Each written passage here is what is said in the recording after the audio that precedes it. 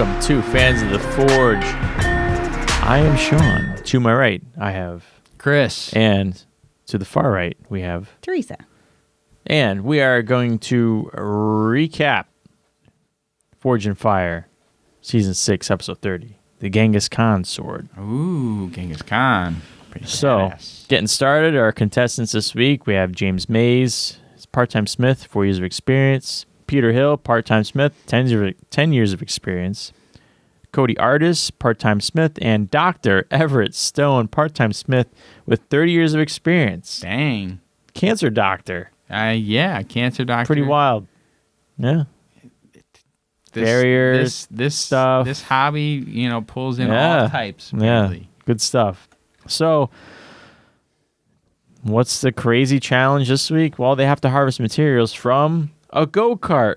Guy's like, oh, cool, go-kart. I dig it. Pull stuff off of there. Plenty I of can use stuff. Metal spring. frame, There's leaf there's spring. springs on there. Yeah, no problem. They gotta make everything from a go-kart wheel. Just the wheel. Just the wheel. The wheel. Okay. The blade, the handle material, it's also got to come from the wheel. That's a challenge. 4 wheels, 4 guys. Yeah. Works. Perfect. Sure. So, in round 1, James grabs a canister and plans to chop up the lug nuts and put them into the canister. Now, the lug nuts, they're just chunks of like round stock welded onto the wheel. So the guys are just hacking at them with hammers to get pieces off so they can forge them together. Cody has a thin blade. He grabbed 3 lug nuts, and he didn't grab another chunk to use because there wasn't enough time left, so he couldn't add more material to what he had. And he goes for a quench and snaps a blade while trying to move a warp with 24 minutes left. So he's trying to get this warp out and then snap. And then he But tried... even that, he tried to weld back on too, right? Yeah, so he kind of overlapped the pieces, welded them, and then tried to forge weld them together, which is cool. Like, all right, that's admirable. Jay Nielsen's like, yeah, that's perfect. That's what you want to do. You overlap them, weld them, then you forge weld it all back together. Perfect. Then Peter attempts to edge quench, but he can't get the torch figured out, so he just goes for a full quench. And then back to Cody. He fixes his blade. He quenches again, and while trying to remove the warp, there's still warp. He snaps the blade again. So he welds a piece back on, so he has something to turn in, and I think he goes through the process again, and I think he might have forge welded it back together. I don't think they really showed He it. handed something in that looked like It was fully welded. complete. Yeah. But I think if you weld it and add more material back, you can then grind it down to even it out and make it look okay. But structurally, probably is not great after the second break. Yeah, so he ended up getting a boot. He had the most issues with his blade compared to the other contestants, so he got the boot. For round 2, they must source handle materials from the go-kart wheel, which is basically the tires. Rubber. It's the rubber from the tire. For Dr. Everett, he goes for a stacked rubber handle. For James, he goes for a rubber slab handle. And then while the scales are setting, he tries to heat up the spine to remove the warp. And he's then pulling on the blade. He's got like these giant pipe wrenches, and he's got this kind of It weird... was like this huge setup. He's pulling on the blade, and wouldn't you know it, he snaps the freaking blade in half. And it's like, oh my gosh, not now. And so then he welds the pieces together with 38 minutes left to go. And then Dr. Everett, he did a little bit of blue backing on his and gets some of his warp out. He also notes that people are breaking blades right and left. So he's like, let me try something else. Yeah. And there's a note here. November 5th, Oak Island returns. Yeah, it does. Yeah, dude, it's back. It's back. Oak Island is on Netflix now, I believe. Is it really? All right. It's either on Netflix or Amazon Prime, one of the services we have. And I'm like, yeah, boy. I walk on the treadmill in the morning. Oh, Hey, you've been watching some I told crap Teresa, I go up movies. to Teresa this morning when I after I walk on the treadmill, I go, oh my God, I've been watching some dog shit on the treadmill these past few days. So I was like, I need something better.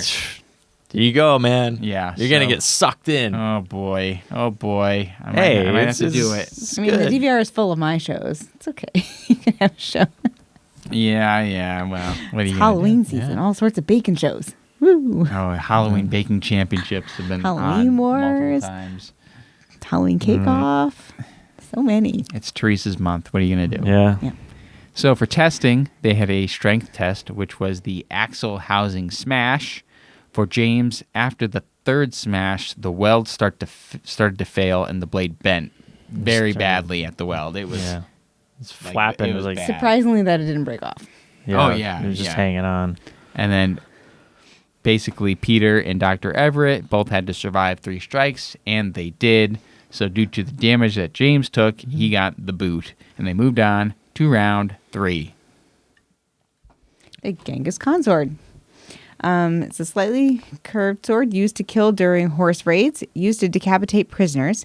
Must be between 28 and 30 inches in length, a fuller on each side, slightly curved, downswept handle, octagonal guard, butt cap, and tassel ring.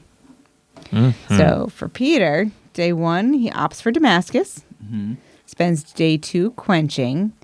Day 3 fits up the handle pieces. Day 4 is not noted.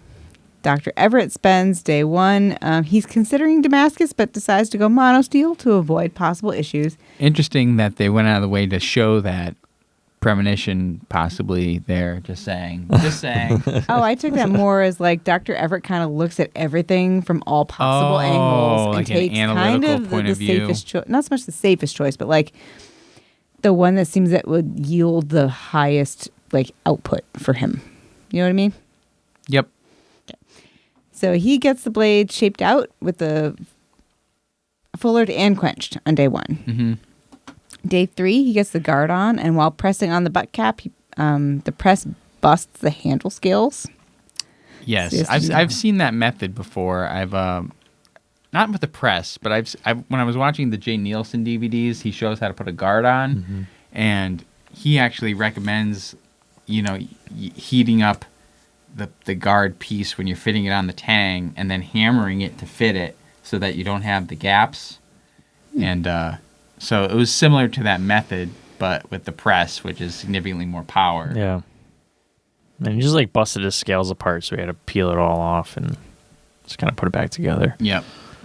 Day 4 was spent sharpening. Then we go for testing. The Keel Test, the ballistic dummy attack. Is this when we were discussing whether or not? Yes, we were watching this with our older 7-year-old, daughter. yeah. And she's like, "Oh, it's that kind of test." And then they're doing the test, and she goes, "It's so gross!" Blood shooting out. It chopped off his head. Yeah. And we were like, it's just Jell-O, essentially. And then we were talking about whether or not you could eat ballistics gel. Teresa insisted you could eat it, and I said, "You really probably can't eat it." And she Just goes, because you can doesn't mean you should. Right. She said you can eat it, but you Not shouldn't recommended. eat it. And then we looked it up and found out ballistics gel is generally non-toxic, so it probably wouldn't hurt you to eat a little bit. Like Play-Doh. Just because you can doesn't mean you should. Yeah, I don't know about that. Anyway, so Peter had good balance, sharp but took a bend, it will kill. Dr. Everett, very sharp, will kill. The strength test was an armored target attack. Peter had deep rolls on the edge but nice handle work. And Dr. Everett, well-made weapon. And he was, when they were testing the docks, at one point they stopped for a second, and it looks like there's a catastrophic failure because you see a piece of steel falling. Something flew. Yeah. And then we're like, was that when we asked, like, what happened? And then she goes, our daughter's like, Right, because I was doing notes on Our Knife or daughter's Death. You were on the looking at iPad. something. she's playing a game on the iPad, and then we're like, wait, what just happened? And she goes, the armor broke off. And then the sharpness test was a war banner slice. Peter, the blade chips catch on the banner and rip. But where it is sharp, it cuts nicely. And then Dr. Everett, some parts cut and some parts rip. Peter gets the boot after taking the most damage. Yeah. Yep. Dr. Everett wins. Yay, Congrats, Dr. Everett. Dr. Everett. Good job to all the contestants from this episode. And, Yeah. now a word from our sponsor. And we're back. Great sponsor there. It's the same sponsor as always. Love them. And now we get into Knife or Death, Season 3, episode Who the Hell Knows? Wait, I think it's 12. Season 2, episode 12. Season 3, anybody's guess. Seax and Violence is the name of the episode. Ooh. So, I like me some sax. Don't you? Well, yes. All right, okay, then. It is, yes. Anyway. We are in agreement. So, first contestant, we had Donnie Allen. Donnie. He brought a drop point recurve blade. And what? What did I say? Said, Mr. Ninja has no form. Oh, okay. Listen, I made fun of the fact that he's wearing like a ninja outfit, kind of. Like he's wearing a gi, like some kind of martial arts gi. But the stuff that he was doing with they showed him like in the backyard swinging the knife around or something, right? And then it was like, that doesn't look good. That doesn't look like he knows what he's doing. So, not that I know anything about zero that, and I have by the way. zero experience, or I have no what am I No trying to martial say? arts. No martial blade arts. sports. I have no business Zero credibility talking about on any of somebody this. else's martial arts capabilities, but that was the comment I made at the time. For Trifecta, he had a little bit of trouble on cutting the bamboo, but otherwise no. Bamboo's the worst. Yeah, those big thick pieces of bamboo they don't cut very easily. For Box Cutter, he got his stuck in the first box for a little bit, but made it through. For Decapitator, did you mark down what Decapitator was for this one? What the three At this items point, were? No, later on, I think I did. It was a pepper, a cantaloupe, and a pineapple. Oh, okay. So he had two penalties there. No, not cantaloupe, cauliflower. Pepper, Cauliflower, yeah, that's cauliflower, right. pineapple. Right. For Thrice, it was 2 to 3 strikes each to cut through the ice blocks, but he went out of order. So that's when you have to go like one and then back and then over. And a lot of times they'll go like one and then straight across and then go back. Right. And then Lifeline, it was a fish, There's a chicken, a fish, and then a double rope. Ah. So it's 2 ropes taped together. So if one rope wasn't hard enough, Yeah. nobody gets through the rope No. anyway. So they're just gonna go stick a second one on there. There are people that can get through the rope. Not enough of not them many. to justify doing a double rope. Yep. Anyway, he got stopped at the rope. Next. Wesley Barron, he brought a recurve chopper, and he designed his knife when he was 17. So, through Trifecta, the bamboo took a bit of... The bamboo took a bit. Oh, it took Yeah, a bit took of a bit. time. Oh, Yeah. I see. Took some time. Yeah. It took a bit for him to get through the bamboo. Yes. For Box Cutter, the blade was too light to make quick work. Mm-hmm. For Decapitator, it took 3 penalties. So that's all of them. Yeah. Yeah. I just didn't get it. Yep. For Thrice, he went out of order. And for Lifeline, it was done on the rope. Rope's a bitch. Rope, no good. Gregory Downing had a custom-made broadsword, not made by him, but custom-made. Travis says, beautiful blade. I'd like to see a sharper edge. Lamb says, looks like a modern-day Jedi. Wow. Okay. Okay. Okay. So, Trifecta, he broke the bamboo chain, so that's a Oh. penalty, because breaking the apparatus is not the thing. And then he skipped the PVC altogether, so he got 2 penalties. The box cutter, the blade gets stuck in the corners a lot. Decapitator, he actually got the cauliflower, which I thought was like the hardest one. Oh, yeah. But then the pineapple got him. Yeah. Yeah, that was I was surprising. disappointed. Thrice chips away at the corners, takes a while, but is successful. And then Lifeline, that rope. Damn that rope. The rope. Next up, we had Sam Mecha. Taylor, and he brought a home-forged titanium sword. So it was like a What? big deal Yeah, it that was he pretty had a bad. titanium Jeez. sword. Because the thing's like light as hell, but it's super rugged. Yeah. So Trifecta, he blew through that. No problem. Box cutter, he tore it apart. Like this thing was a beast of a sword. And then Decapitator, he had 1 penalty on the pepper. For Thrice, it took 2 strikes to get through each of the ice blocks. And then Lifeline, he made it through all the way, got through the rope. And then for Kill Shot, It was when it's the 6 crisscrossies. The ratchet straps. The ratchet straps. Yeah, but it it's only not like, you took- know how sometimes it's 1 and then 2 Yeah. and then 3? this was the Yeah. webbed, and it only took 2 strikes. Nice. Wait, right? Yeah, he got through all 6 in 2 strikes. Yeah, so it's pretty good. It's pretty good. And the Edge took no damage. Right. Moving on to Jason Crum, Forge and Fire champ. He brought a modified Falcata. For Trifecta, he broke the bamboo chain. So that was a penalty. For Box Cutter, it was easy. For Decapitator, he had a penalty on the cauliflower. For Thrice, he went 3, then 2, then 1. So, like, took 3 strikes on the first one. Nice. For Lifeline, he was done on the rope. And Tulum says, he needs speed and angle. Goldberg says, neither were present. And Teresa says, Jason wasn't slow. No. I disagree with the commentary on that Oh, one. yeah, He that was had pretty funny. She both was speed. mad. Yeah. Yeah. Wes Beam was a full-time bladesmith. He had a modified sax named Big Back Wolf. And Trifecta, I wrote broke on the bamboo. Did he break the bamboo or did he break the chain? My notes are a little confusing on that one. I Sorry. don't know. Box Cutter was easy. Decapitator had a penalty on the pepper and pineapple, but he got through the cauliflower. All right. So it's like he got the hard one. Anyway, in the next one, Goldberg accentuates in order. I'm guessing he's not going to go in order, and then he doesn't go in order. Oh, he goes out of order. Yeah. Yep. Lifeline, he makes it through, and then Kill Shot, he gets 2 straps, and then 3 straps, and then 1 strap, and he gets all the way through. Nice. So that leaves Sam and Wes Dead run. for Dead Run. Wait, who's next? Sean? I think Going it's this you. way?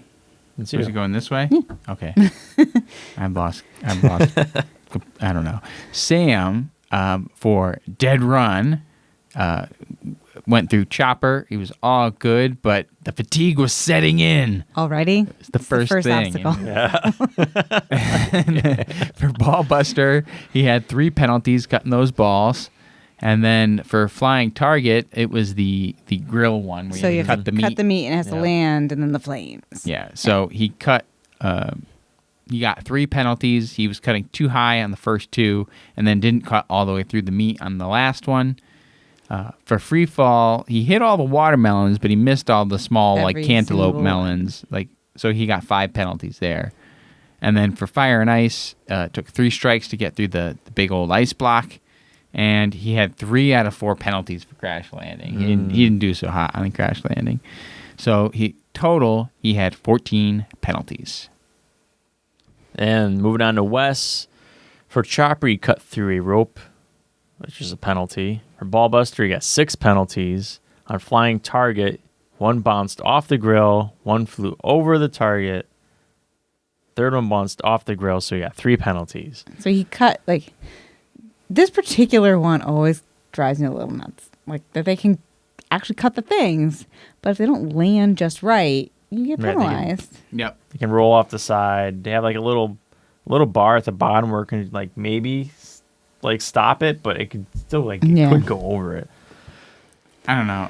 As much as it's annoying, I do kind of like when they cut the meat and it's just flopping around.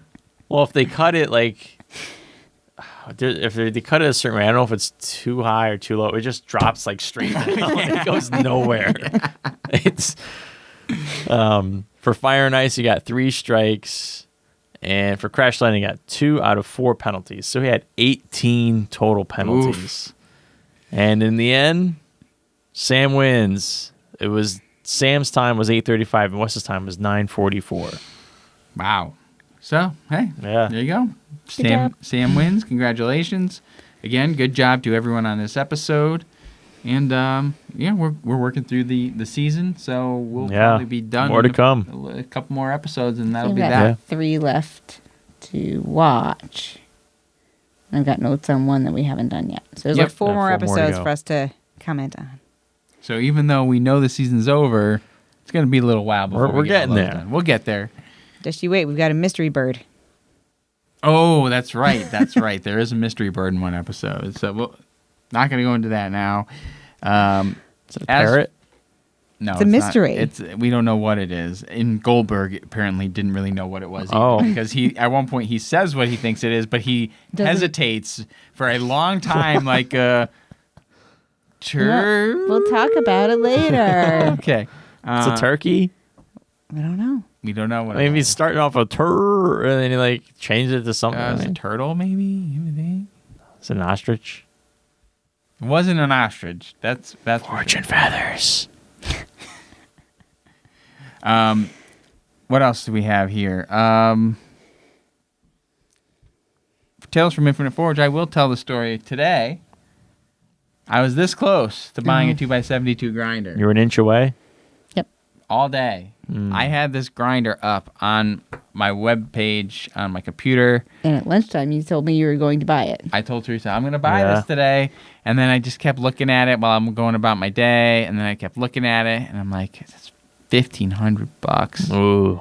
It's like, I know I need this. Like, if I want to be able to finish the knives that I'm making properly, I need this. Because the angle grinder is okay, but I'm not good enough with that to be able to get a good finish on a knife. Like, I mean, yeah. I mean, you need like a flat. you need a flat rest to push against and to evenly be able to drag the knife. So it's like all day long I was going back and forth. Am I going to buy this thing? And then I was looking at other ones to see maybe I should get a cheaper one, but the cheaper ones aren't nearly as good. So it's like, fuck. Like, what do you do? That's why they're cheaper. Well, yeah. And so after hours of going back to it and looking at it and then stopping and then not, and then I just stopped. I just didn't do it. I couldn't buy it. So maybe I'll do it tomorrow. Maybe I won't. Who the hell knows? What's we could turn this into a gram scan. What's Jay Nielsen? He's got a new grinder. Oh, he's got a grinder from Broadbeck Ironworks. Yeah. And he's been posting a lot about that grinder. And I looked at it, and it's a very nice grinder, and they got some very cool attachments. But it's also like $3,200. Oh, okay. So it ain't Well, cheap. forget that then. Yeah. I mean, unless he's got like this crazy coupon code, then yeah. No, That's not I ain't happening. seen no coupon codes for that one yet. But I'll get a grinder eventually. First things first, I need heat treat some blades. So that's that. Well, maybe you can hop over to like, over to Wolkit to our buddies over there. Yeah, I Get some grind time. had chatted with them about doing something like that, but that hasn't gone anywhere, and I haven't really pursued it. So what are you gonna do? Do they have any open forge time? I don't know if they're still doing that. They had for a while. They were doing open forge time over at Dragon's Breath Forge on Sunday mornings, which It's would actually be a perfect great for you. time Yeah. if they were Yeah. doing that. I offered to pay them to like come in and work on their stuff, Right. and they seemed interested, but whatever. They're busy guys. They got their own lives they're doing on. Well, hey, I mean, It's a even you just get in there and just work on your stuff. yeah. I don't know. Maybe I'll broach the subject again because Maybe they got something to sell.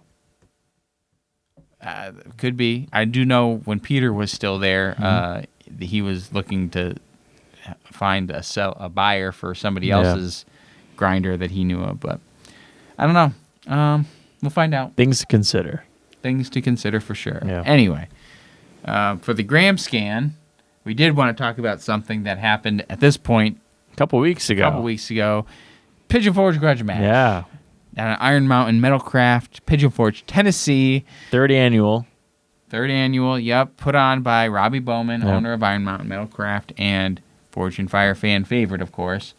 And it looked like they had a good time there. Yeah. There's a lot of guys that we saw last year. Jason Reddick, Alex Ruiz was there. Yep. Scott Thomas, Ray Kirk, Joey. Joey Lynn, And John Clark. yep. We also saw Josh Nikolaidis Yep. of your beer koozie there, Nikolaidis Bladeworks, and Brian from he's the local guy, Brian, that was on Forge and Fire this past season sometime.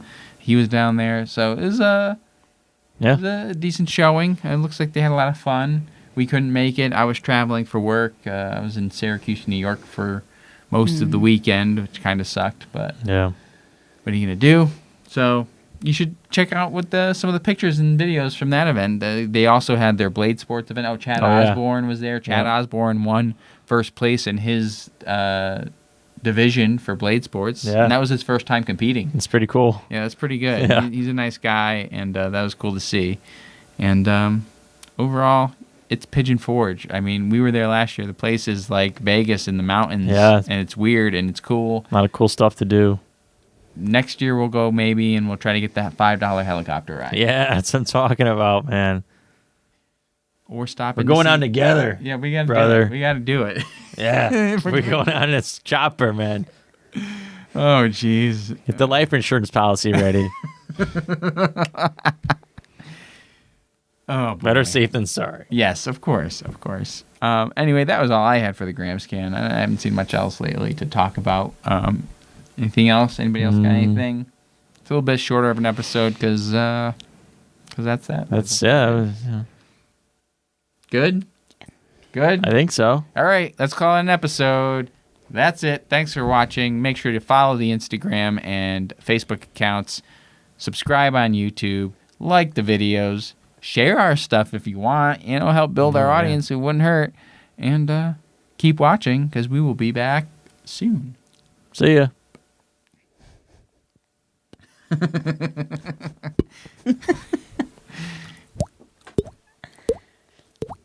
That's pretty impressive right there. That was good. Yeah.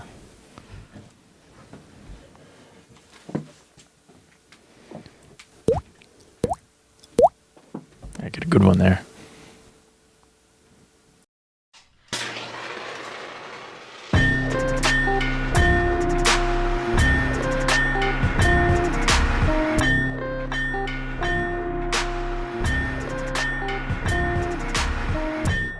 Well, I guess we could have just gone on like the $5 helicopter ride or something. Oh, hell yeah, dude. Yeah. Go to Dollywood, too. Yeah, let's do a quick. And I Quick can one. get another beer. Oh, that's on you, man. You're the one driving home. We live here. Donnie.